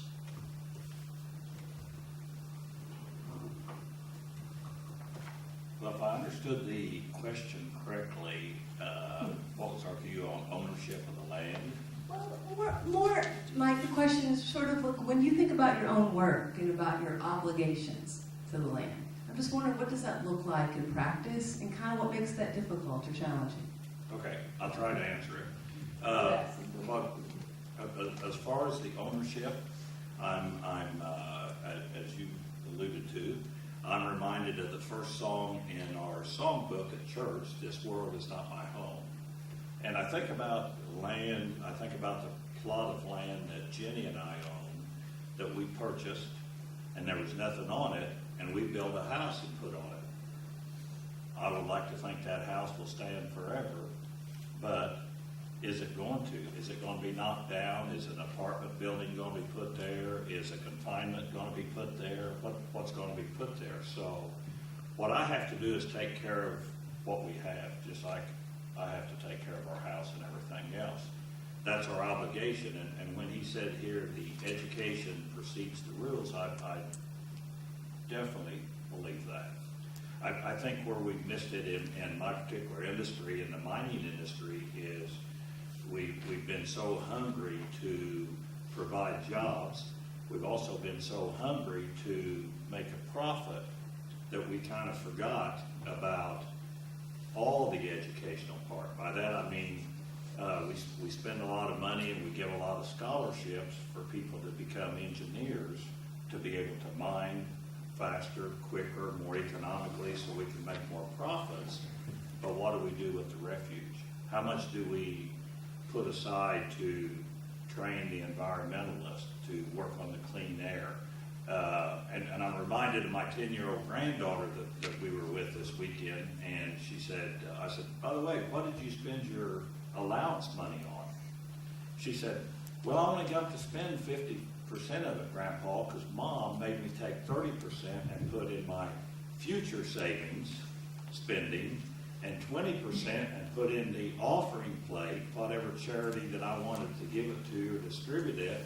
And so I only got 50% to keep for my present spending. And I don't think that's fair. And I said, well, Grandpa will have to gross it up from now on. But anyway, when I look at this last sentence here about the ethical obligation on the part of the private owner, and again, going back to my own industry in mining, whether that's a single owner, which there are some single owners, or whether it's a corporation, whether it's the hog farmer, or the chicken farmers, or whatever, why don't we do the same thing there? Why don't we have rules and regulations that so much of it has to go aside to take care of research to prevent some of these diseases that are occurring, prevent some of the leakage from the containments and stuff?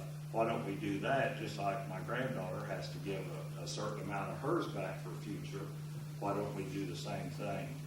You know, the money is nice, but really, who in here needs more money to live, quite honestly? So that's my take on it. And I think he was right on when he wrote this back in '49. Thank you. Well, let me just dig into then like the very end of this piece, which I'm also hoping that maybe some folks in the audience will want to share. Sure, I do have. I've observed government policy and worked in rural areas for about 40 years now. And the observation that I want to make is at the policy level, federal and state governments, the rights of the community have been more and more abridged by the rights of individual property owners. And what I was always taught was that the rights of property are guaranteed by the Constitution. We can accept that. That is one of our core premises. But the other part of that, and this can be said as obligation, or it can be called responsibilities. Property is a bundle of rights and responsibilities. And when you start shedding away those responsibilities and make the core of that around the rights, you're going to have environmental problems. Thank you, sir. What's your name? Tim Collins. Tim, thank you so much for that comment. So I just want to ask this last question, and feel free to jump in and the panel too, but I just want to turn to the last part where he says, the case for a land ethic would appear hopeless, but for the minority which is obvious revolt against these modern trends. Quit thinking about decent land use as solely an economic problem. Examine each question in terms of what is ethically and aesthetically right, as well as what is economically expedient. A thing is right when it tends to preserve the integrity, stability, and beauty of the biotic community, biotic referring to just living things. It is wrong when it tends otherwise. It of course goes without saying that economic feasibility limits the tether of what can or cannot be done for land. It always has and it always will. The fallacy the economic determinists have tied around our collective neck, which we now need to cast off, is the belief that economics determines all land use. This is simply not true. I purposely presented the land ethic as a product of social evolution because nothing so important as an ethic is ever written. It evolves in the minds of a thinking community. So keeping in mind Tim's comment about rights and responsibilities, and I'm looking at what Leopold is saying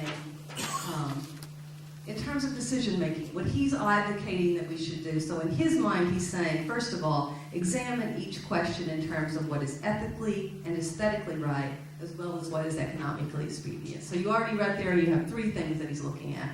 And then the thing of, a thing is right when it tends to preserve the integrity, stability, and beauty of the biotic community. It is wrong when it tends otherwise. So presumably we're a thinking community. I guess the question I have is, what do you think of what he says, but also, if that's not your calculus, if that's not when you're making a decision how you think about how to be responsible, I guess I'm curious, what is your calculus? How do you figure out what is right and wrong in relation to the land? He's sort of laid his out. You need to think about these three things. You need to think about this particular question. But I'm just wondering, when you think about the land and the work you're doing, how do you determine? How do you make decisions about what is right and wrong?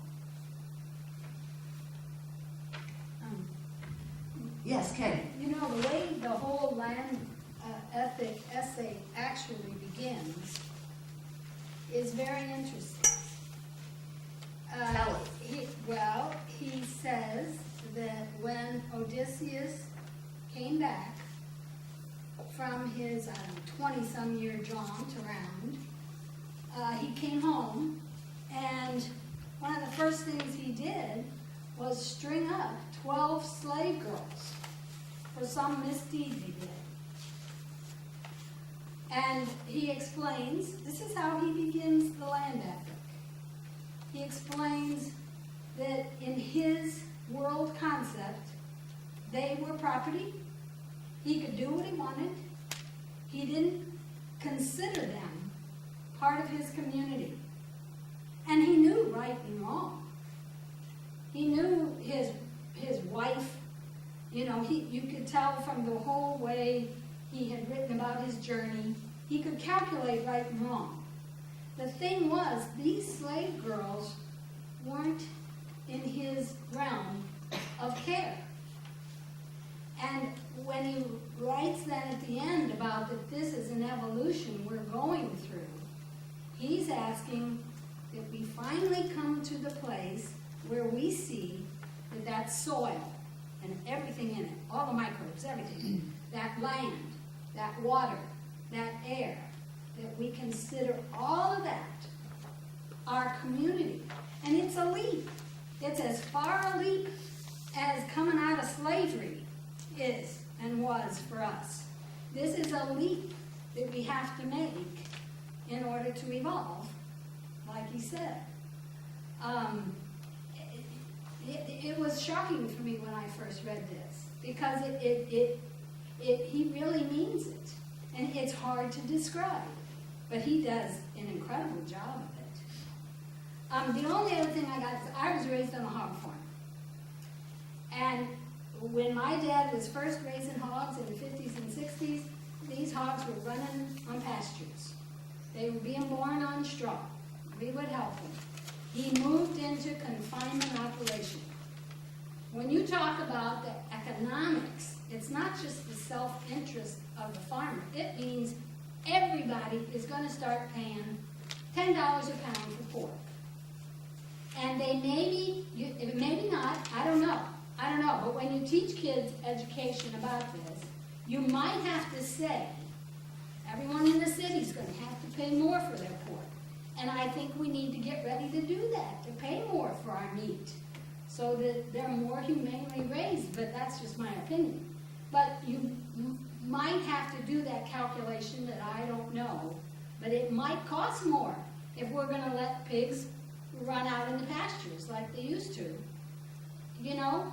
So that's part of the economics too. I don't know, maybe you ladies have figured it out, what it would cost per pound, but people gotta get ready for that. Right. We have the cheapest, most abundant, safest food supply in the world according to our industry in the United States. And yes, it would cost a little bit more. Yeah. But in surveys, people are willing to pay more, I think they especially would be now, too, yeah. right, because of the foodborne illness issue, which is really taken first But will place. poor people be able to pay more? You know, Well- you gotta, Yeah, there's a balance there, and I'm not an economist. I wish Dr. John Ivan was here to answer that, but I think that my answer is that ethical behavior, this is from Leopold, which I'm going to keep this on my nightstand. Ethical behavior is doing the right thing when no one else is watching, even when doing the right thing is legal. And I love that. It reminds me of James Kammermuller at the Illinois EPA, who once said, you're following the law, you're putting this in correctly, but it's still going to be a problem for those farmer neighbors because you're so close. He was forced by Governor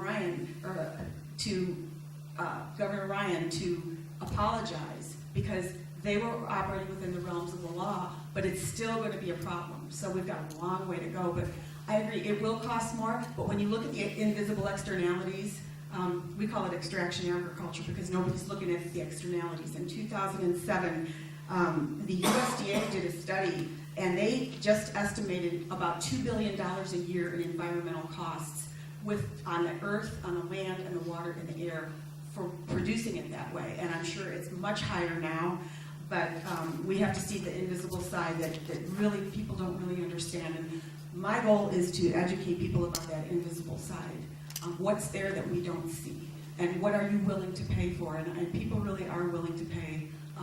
I really do believe that. And Cindy, can I hold you hold on for 1 second? Get those in first because you can't let this mic in. Hey, it's talking. Well, just very briefly, I think the point about externalities is really important. We've made decisions in the past for land use changes, how to manage our land, either without the complete information that we needed to make those decisions, or we ignored parts of it. And when we look at what the total costs are for confined facilities, when you have to deal with spills, then what's that going to cost? I think we can start making better decisions. But if we don't look at all of those costs, then the decisions that we make today are going to come around and bite us in the end because we haven't looked at the total picture. And I think we can do a much better job of that if we can start bringing in some of these externalities. And some of them we don't know. For example, when we took the amount of carbon that was sequestered at Emiquon when it was a natural area, we're still getting our brains around what that's really costing us, what it's really costing to lose that flood storage capacity. That didn't go into the equation to make the decisions out there then. So we need the technology to better understand what's been considered externalities, either out of ignorance or out of desire, because we didn't want to consider what the impacts were on our neighbors. And we didn't want to be accountable for that. And so we're going to have to figure out what those externalities are. They're not really externalities. They're really costs and benefits that are very real. And then people are going to have to be accountable for those as these decisions are made. yeah, but if you find out that it really is economically right to keep a chicken in a little place like this and never move around, I mean, that's like Odysseus' argument. They're my slaves, I can do what I want. When everything in your body says, no, they're human beings, in our body now. But what if you find out that it's all externalities say a chicken doesn't even need legs, it just needs to be, giving us eggs. You know it's not right. Everybody knows it's not right. And a pig needs to run around. Everybody knows this. But, so I'm saying that I'm worried that the externalities aren't enough. I mean, Can we take Cindy in first and then I'll come back? Because Leopold said there has to be aesthetics and ethics involved, not just economics, and I agree. And I think that I first wanted to talk about the cost of food being so low in the U.S. And so much of it is wasted. We don't value it, we don't pay for it, we waste it. It ends up fouling our air and our water because we throw it away. And you make a good point that there are people for whom buying food, affording food is a difficulty. It's not because of the food costing too much, but it's because of the agriculture and the food system that has great food deserts inside of our cities or in our rural areas where you have to drive 40 miles to go to the grocery store and get a fresh piece of fruit. The way we arrange our food is going to have to undergo some tremendous changes in order for us to all eat well and eat justly. And but I think that that's really a good thing because all of us eat. So we can all do something about it. We can all choose the ethically grown chicken, and we can all eat the eggs that we know weren't raised in the little, like this. We have choices that we can make, and thank God we are able to make those choices economically, even if we have to make some different choices about other things in our lives. We can eat justly if we choose to. And if we do that, then the whole system changes. If there's no demand for that cruelly, the confinement work, CAFO work. Voting with your food dollar. That's a good one, Karen. Thanks. Hi, Can we get Ross here? Then I'll come back. just a question. Oh, sure. What kind of disaster is it going to take to make us wake up? I can't remember the story, but you're from the UK. When London had the cholera outbreaks, when they had a drought and the Thames was low and all the raw sewage dumped and Parliament couldn't meet because it stunk so bad outside the windows. That was when they could afford a sewer system. But that was the English people, the Scottish people. United Kingdom. I remember there was a Scottish king. Yeah, I've set up heard of the his United throne. Kingdom thing. So I think what I wanted to really maybe just close on in terms of kind of what's happening in Peoria is on externalities. And a lot of times we think of externalities only as negative, but there can be positive externalities, and I think they can be related to this. One of the things that the city of Peoria is dealing with now and has been dealing with for the past 30 plus years is the combined sewer outflow issue that I mentioned earlier. When it rains a lot, we're combining our sanitary sewer and our storm sewer system and dumping out into the river. We have an obligation to the United States Department of Justice and the US EPA to fix that problem. And it's not going to be cheap. It's probably somewhere between $250 and $300 million to fix this issue. The easiest solution is to put bigger pipes in the ground, or to put large holding tanks so that instead of overflowing into the river, all of the excess water and mixture is in a holding tank, and then after the storm event, it then goes to the treatment plant along with all the other sewage.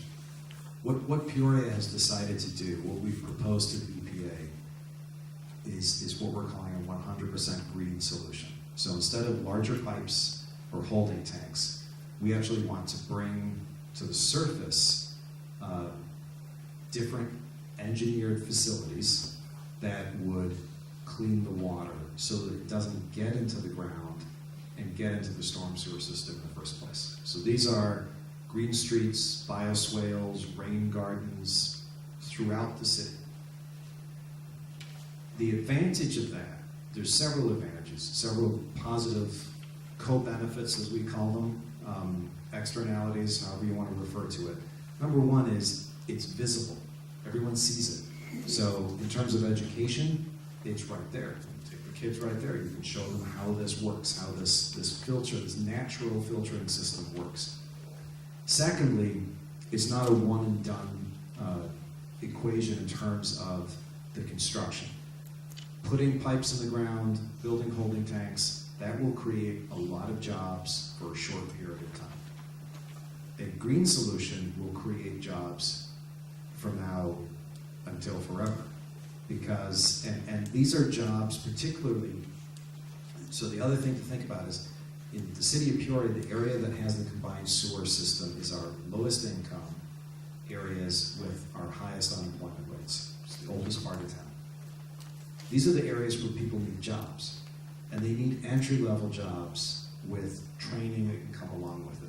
So with a green solution, you have horticulture, you have the maintenance of bioswales, because here's the thing, and again, not only did I not grow up on a farm, I know nothing about growing things at all.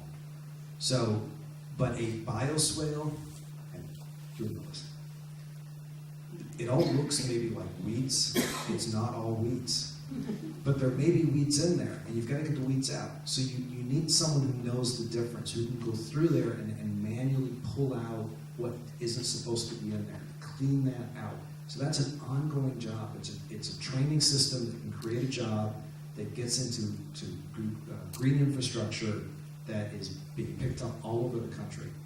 So when you think about these different co-benefits, now you're getting back to that economic equation, that you're creating jobs, you're creating training, you're bringing value back to an area that doesn't have a lot of value simply by solving a problem that has existed for a long time. So I think one of the ways that we can come at this is to say, yes, it's the right thing to do, and all of us, and I think all of you here, because you probably wouldn't be here if you didn't think this was the right thing to do. But not only is it the right thing to do, but you know what? At the end of the day, the cash equation makes sense too. Thank you so much, Ross. And we're going to close in just a second, but I just first want to just take a minute and say, Doug, Ross, Heather, Cindy, Karen, Cindy, and Mike, thank you all so much for being here and sharing your perspective. Thanks to the audience, too, for being here and being willing to listen and also contribute. And I want to thank Matt Meacham and Kay as well from Illinois Humanities. Here's how I want to close out. I just want to go, each one of you, quickly, I just want to go back to this idea of education and just ask you if there's one thing you would encourage people to learn more about. What is the one thing you really like, or what is at least one thing you'd like to see people learn more about? We'll close that way. Kelly, I know we have to close in just a moment, but maybe after we do that, if folks in the audience have anything in particular you'd especially like to say or like to ask, maybe we can make that the very final thing. I can tell everyone is really engaged, and maybe people have comments or questions that they'd like to pose. So maybe we'll take just a minute after the panel concludes and make sure we have a chance to do that. That sounds great. Thank you, Matt. Who wants to start? Quickly again. Yeah, so just what's one thing that you'd like people to learn more about that you think would help sort of move this conversation along, just in the realm of education? Whoever wants to start. One thing. So this isn't one thing. So I think after tonight, there's a lot that I need to learn about farms and We know ponds. you, Ross. But I'm not going to say what someone should learn. What I would like to touch on is how I think people should learn. I think that my experience as a child, running around out in the open, falling out of a lot of trees, tumbling down hillsides, having lots of cuts and bruises and everything else is something that all children should do, because that's how you learn about the environment around you.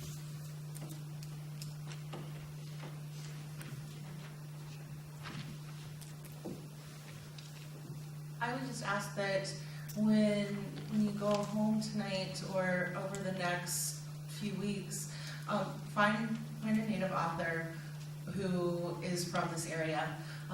Read a book, look at or interview someone from a Native perspective and find out how they have historically used this land and why they connect to this area in the way that they do, because that's going to provide you with a different perspective that you're not taught in school, that you've never learned before, but that explains so much about how we, as the original people of this land, understand and work with it. The one thing I would like for people to learn is sustainability. I feel like if you produce your own food in any realm, even if it's just a couple tomato plants in your backyard, you have a better understanding of where your food came from, how it got there, and then you'll find out that in the long run you'll end up wasting less because you realize that there is more of a process here than just going to the grocery store and buying it. I think that probably benefits so many.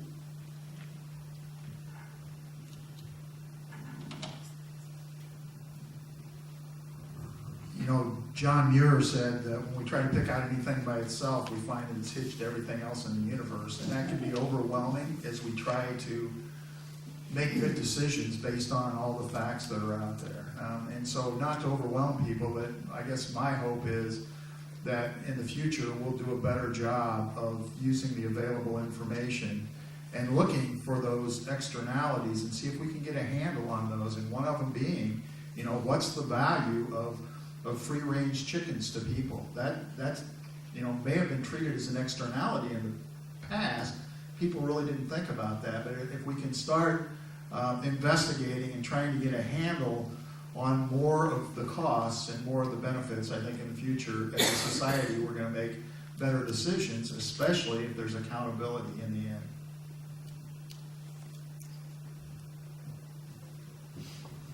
I think one of the things as far as education for me personally is it's opened my eyes to a lot of things that I didn't know before I walked in this auditorium. And, you know, when I think about it, I think about all the things that I heard about the hogs, the chickens, the coal, the sewage and everything. And it's just so much that it'd be difficult for me to wrap my entire mind around all of it. So I think I'm going to have to focus on one thing, learn about it as much as I can, and then also expose other people that I come in contact with to everything that I've learned here and let them make their decisions, but also tell them you need to pick one thing and, you know, and understand it and learn about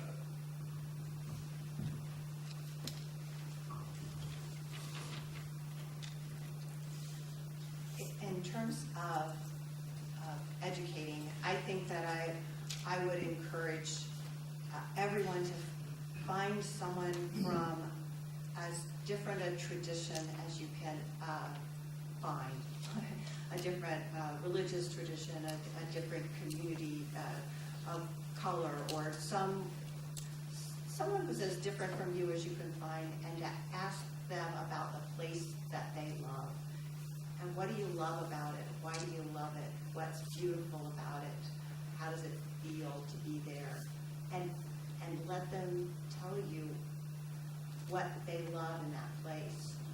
And you tell them what you love in your place, why it's the most wonderful place in the world. And I think if we can hear one another, we'll be both surprised by what we have in common with these people that we didn't think we had a lot in common with, and also how their perspective can enrich and enlarge our own. Last but not least, Karen. Well, I would have to say, as far as educating, my mentor, Dr. John Ikerd, economist, he's done so many good writings. Ikerd is his last name. You can Google him and read up on John. He's been to Illinois to do all sorts of work with us. But he feels that there's an infection of change. There's actually an epidemic of societal change. We're on the precipice of that right now.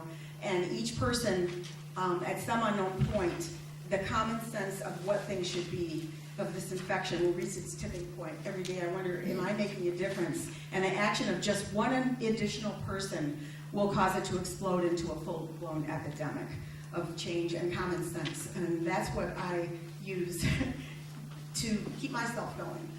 As far as epidemics, you all should need to learn about antibiotic resistance. And there's lots of new research that's just come out, especially with the Iowa Policy Project. So, and it goes from rural to urban issues. So it's very important to educate yourself about that. Thank you. Thank you so much. Okay, so let's open it up. Anybody have questions or would like to? Yes, please.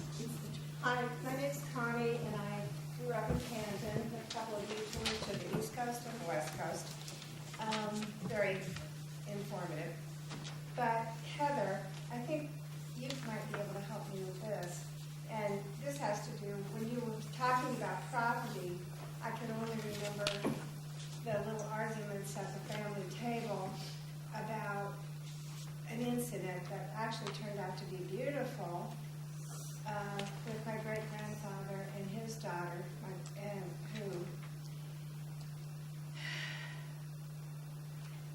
Hattie, maybe I'm mixed up here, but Hattie was my great-grandma, and that was his daughter. Okay, so, gee, Grandpa, would you know what you did? Anyway,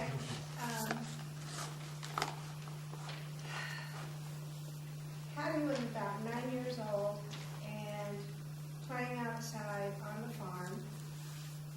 And the farm came from my Irish ancestor purchasing a deed from an 1812 soldier who didn't want that land. Not that that really legitimizes it, but that's how they, at least they kept a very, very productive farm, which provided many products and advantages for this entire area.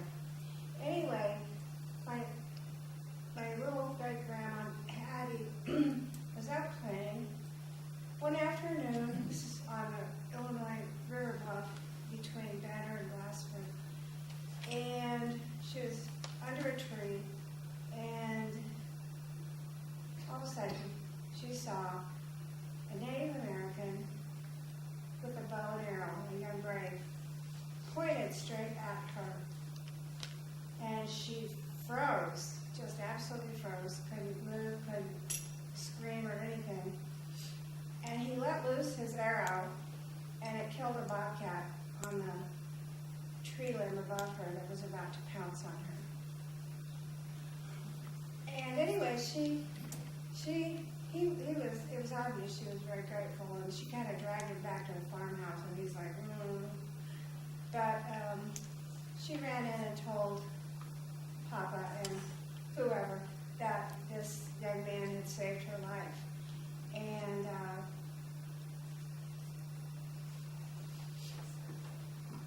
great-grandpa invited him in, but he politely declined.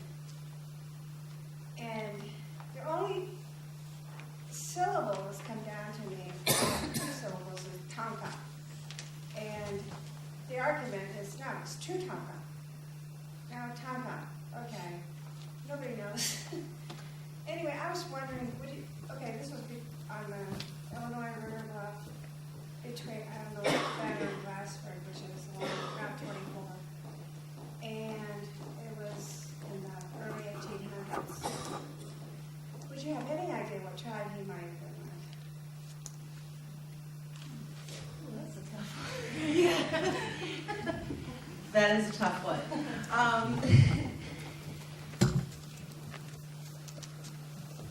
My first guess is just Anishinaabe, possibly Ojibwe, just because that is, a big tribe that was represented here in the area. I'm thinking about the time period of the 1800s. There still would have been a lot of movement from urban area, from reservations into urban areas as people were trying to move out of warring communities. And so that word in particular, that's a Lakota word meaning buffalo. So so that I'm very curious as to why that would have been the word that he said, and it could have been something else. Again, I'm just not. This is over decades and decades. Exactly. Yeah. So without more context, without knowing a little bit about maybe what he was wearing or the style of bow and arrow that he had, or looking specifically at the arrowhead, it'd be tough to describe exactly what tribe he was from. But given the fact that we are on land from Anishinaabe folks, Three Fires Confederacy, there's a very good chance that he could have been Potawatomi, Odawa, Ojibwe, any one of those particular tribal nations. Well, when I write up But yeah, definitely a cool story. when Thank I you for write up sharing. the novel, I'll make sure it will be could have been, and also they grew up and got married. Oh, well, there you go. Love it. Other questions, comments? Yes? What is a bioswale?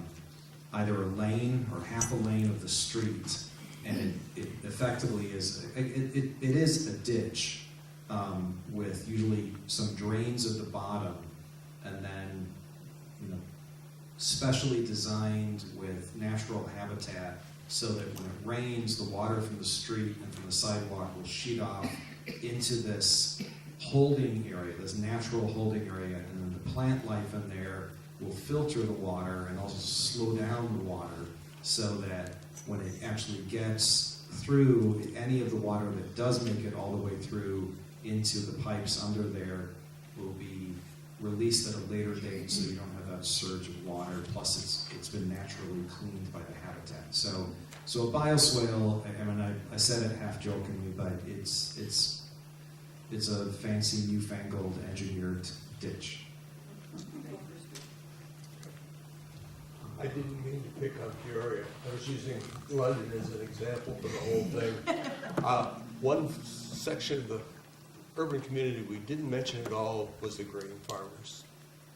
And you were talking about over-fertilization is a lot of the problem. Mm-hmm. And cultivation, soil erosion. I work for the USDA, and you can put your what we would call basically a filter strip in, and you've got control over the community. There isn't that for the streams that are running through central Illinois, and basically our streams are agricultural sewers now.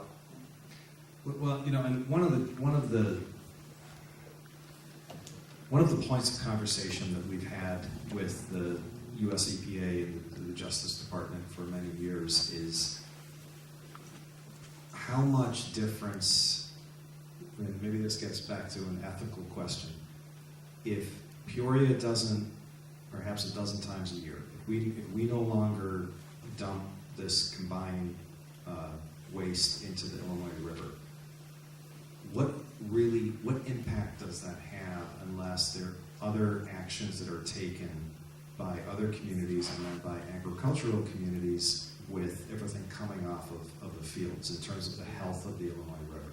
And on one side, the answer is, well, any change is good change, and it's going to be incremental all the way along. The other side of the equation is, well, everyone needs to be kind of moving in that same direction, or what we're doing is we're making a little bit of a difference that ultimately, when the Illinois River gets far enough south that it's down close to where we are right now, that whatever the difference is that's been made up in Peoria isn't going to have any difference to, or have a negligible difference to the quality of the water right here. So that's been a challenge from the start in terms of everything. I would say we're 10 years ago when I was still working, they were pushing a lot on water quality, but it meets a lot of resistance unless you're willing to pay a lot of people for a few acres that they're going to take out of production. We probably need to go ahead and wrap up so that we don't keep people here too late, but thank you all so very much. We really appreciate it. Please take some food home with you. I'm now self-conscious about this. I tried to get some food from the orchard just down the road, but they're closed for the season. I tried to get some of the food from a local farmer, but she wasn't available tonight, so we did have to resort to the grocery store. But at least it's a local grocery store. So anyway, please take some home with you. And we really appreciate it if you hand in your evaluation forms, because we really want to know what you thought of this evening. And again, if you have anything to share on the little slips about what you want urban Illinoisans to know about your area, and what you found especially important or interesting about tonight's discussion, we'd really appreciate that too. And thank you all again. Kelly, anything else to add? No, just thanks again for everything.